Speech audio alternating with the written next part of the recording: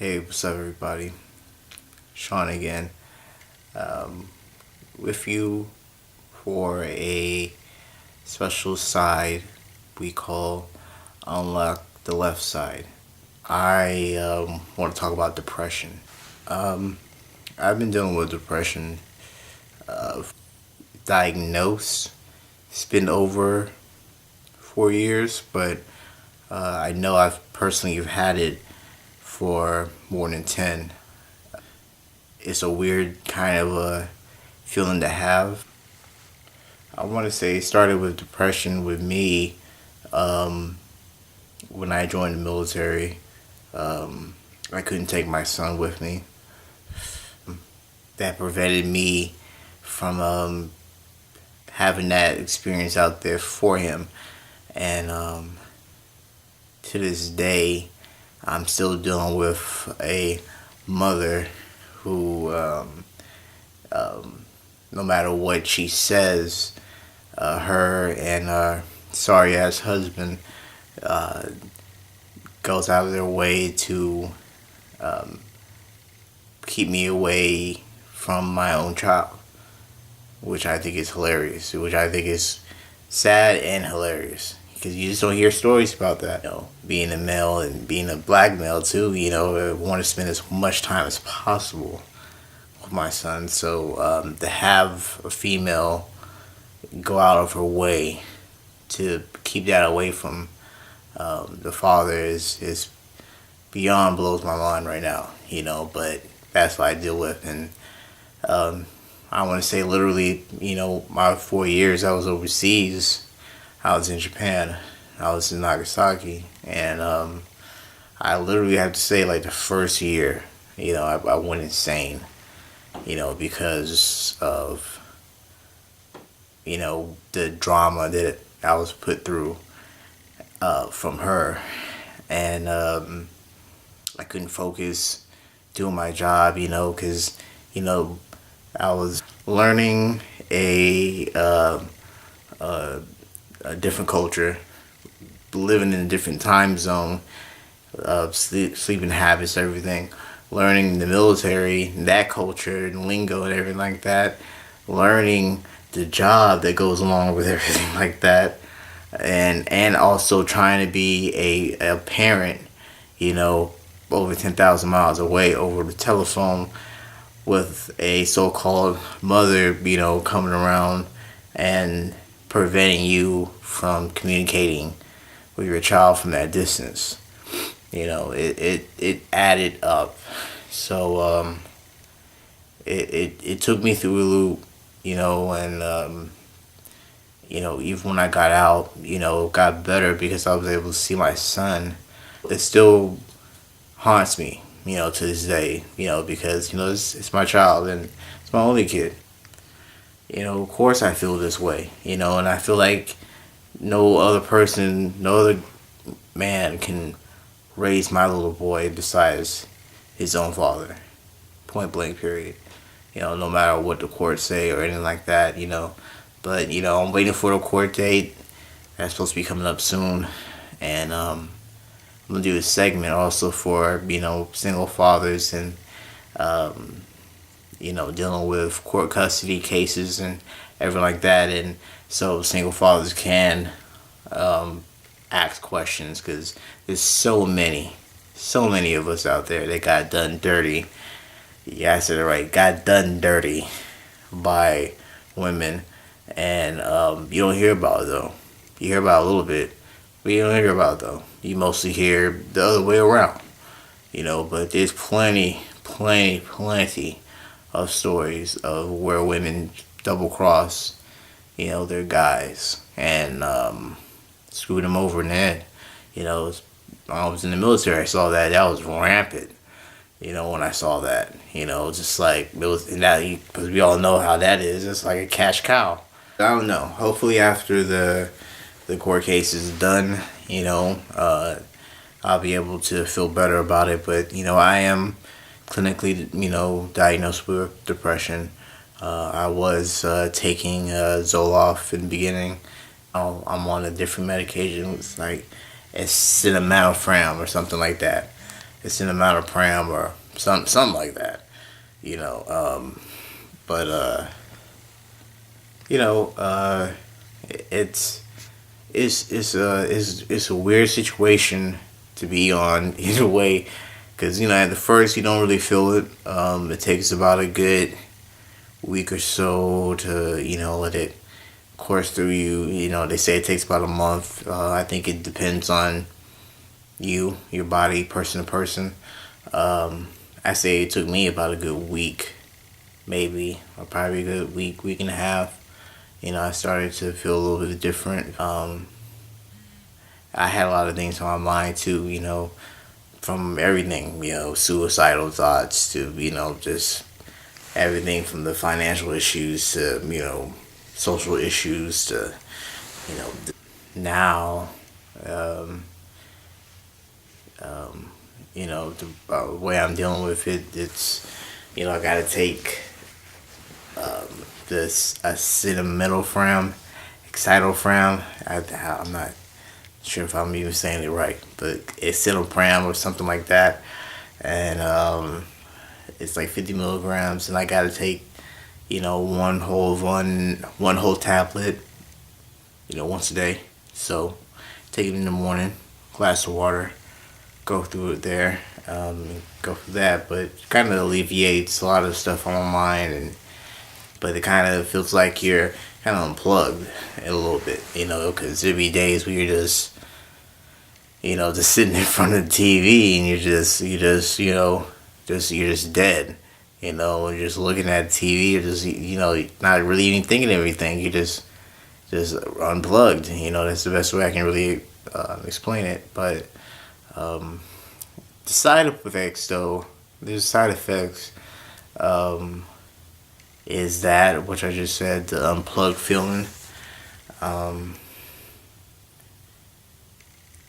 Sex drive is one that I gotta say that it really zaps that one, So I'm just giving this a heads up for guys who haven't taken or prescribed that, just be prepared, it might take a dip, it's weird, like I said, my earlier video, I'm 28, so, my sex drive should be through the roof still, but, at the same time, while being on this medication though, it feels like my libido is just not what it was ever since I've been on this medication. So, that's a trade off. You're happy, but you're not horny. Like what kind of trade off is that? But depression is something real. I got out of the military in a non-conditional fashion. I was depressed. I was extremely depressed after that. I gained a lot of weight. I'm normally like, at the time I was like 140, 150. When I got out in 2013, I went in 2009. When I got out 2013. But when I got out afterwards, I was so depressed. I was living at my mom and dad's for a little bit, for a few months, before I moved out on my own. But I was so depressed. I think I ballooned up to 200 pounds, and I ain't nothing but 5'6". With that height, that weight, I was looking like Cleveland Brown around here, and I no. So that's when I just kind of got off the couch and I was like, I need to stop having a pity party. So I had this woe is me feeling, and get up and do something. Pick up a hobby, do something, but don't sit down on the couch and you're living in your own apartment, but you're just looking at these four walls and you're just like, ugh. I done watched every movie.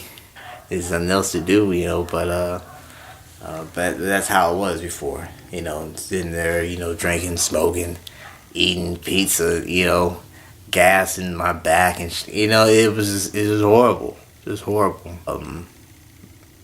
it was a situation just for me to deal with and for me to learn from. But at the same time, I had to also realize that I couldn't stay in that slump like that forever, especially with little man. Watching from afar. So, also knowing that, keeping that in mind that my son's always there. This helps me. It helps me push through it. I'm not gonna lie. Do I have my lapses? Do I have my days when I'm just like, oh God, kill me? Yeah, I do. But I've gotten to the point now where I can accept those moments more comfortably. I can understand why they come, but I don't give into it. Like this year, I've been working out pretty much every day of the month, bike riding more. Doing this, I think is a form of therapy for me, and also it makes me feel good too. To also possibly, I know it's cliche, but it helps only one person out there, that think I did my job. But hopefully, be more than one person that likes this, and that person likes that and talks about it and shares that and comments on it and talks about it and shares that with their friends and family, and where you can have a discussion, of how you feel. But depression too. It's tough too. With it being around, having a child, and you have depression because you want to be out there and be as lively as you can. But sometimes, like I told you before, I wear my emotions on my sleeve. So there's been times for my son to be like, "Oh, Dad was wrong," because of my facial expression. So that's been another challenging situation to deal with. I really want to talk about this. Is being having depression while when you're like in a relationship. you know that is that's probably the hardest to deal with. I just um, ended a relationship with mine with a long time girlfriend. um, we've known each other for over 5 years, and uh, but I had to get to the point where I just couldn't do it anymore, you know, and because we lived together, and I I I couldn't I didn't want to continue in a relationship because I just wasn't happy anymore, and being not happy in a relationship and having depression just wasn't a recipe for success right there. So um, I didn't I took it upon myself to end the relationship, and it was for the best. Because until I find out what I am and who I am, and how I want to go about things, and especially learn how to love myself, and provide for myself, be very stable for myself, then I can't be in a relationship with anybody else right now. I just need to get myself back together. you know so and I can't do that while being in a relationship and living with somebody too, living with that person. So as you can imagine, breaking up with her it was one of the hardest things I ever had to do. But I feel like it was necessary for my sanity. And you may say, "Oh, well, that's kind of selfish," and I don't think it's selfish because I think when it comes to yourself, you have no choice but to be selfish. I guess if you want to go in that direction, the other person I feel like is going to be alright. But it's about yourself. How you're going to deal with what you want to deal with in that relationship, when you're not even right inside of the head. for me, it felt like I was bringing a lot of, I had to bring so much to the table emotionally, which I didn't even have. And I was just dead empty. Then I just got tired of fake smiling, and, I just, just couldn't do it anymore. That impacts a lot of things that I do, a lot of things how I feel. That whole situation with my son, it's very, it impacts a lot for me.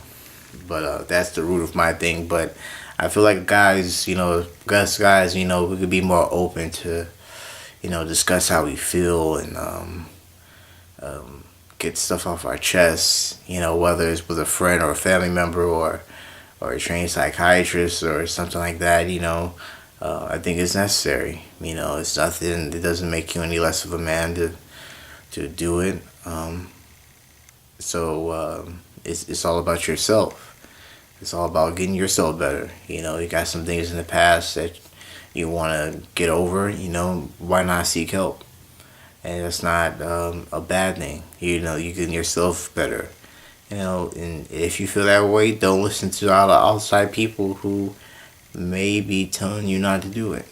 So, I say with that, men, especially black men, we need to go and be able to do more personality tests, more, those type of, sociology, related events where, you can take tests about who you are, your criteria, or tell you about yourself a little bit. And, seek professional help. If not, encourage you to talk more, speak more often with friends and family members. It's, when I got out of the military, right before I came back to the United States, I did a personality test, the Myers-Briggs personality test, and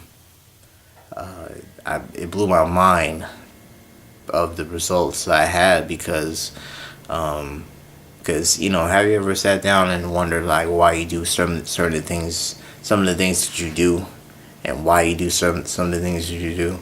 You always wonder that sometimes, right? When I took that test though, it revealed to me a lot of like reasons why I felt like that. Blew my mind away. It was scary too. So, if you, I encourage everybody to take a personality test at some point in time in their life, but as soon as possible. Actually, I think it does you a world of good. I think it's more as guys. I guess it's a social stereotype not to let your feelings out, but some guys need to. Not all guys. This may not be for all guys. So it's not a self-help, and I'm not a trained professional. I'll be the first one to tell you that. But just from my experience, from a guy who does have depression, this is not something that I read in the book. This is just something that I've experienced in my life, and I'm not lying to you. It's just my personal experiences with it. So I think that like I said, guys, black guys, especially brothers, we need to seek help. If you feel like you just need to talk something off your mind, definitely, I think that's necessary in your life.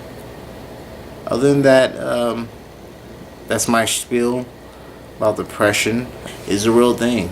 Don't let anybody tell you that depression is fake, or you're just saying that because you're in a bad mood, or you're just saying that because you want people to get off your back. Don't let that happen, and don't take that. But thank you guys for watching. Stay tuned for the next episode. This has been Unlock the Left Side, courtesy of Cerebro Cerebellum. See you next time. Somebody hit me the other day for a rendezvous. Was it the bitch that fucked the goodie and the dungeon crew? Let's say her name was Susie Screw.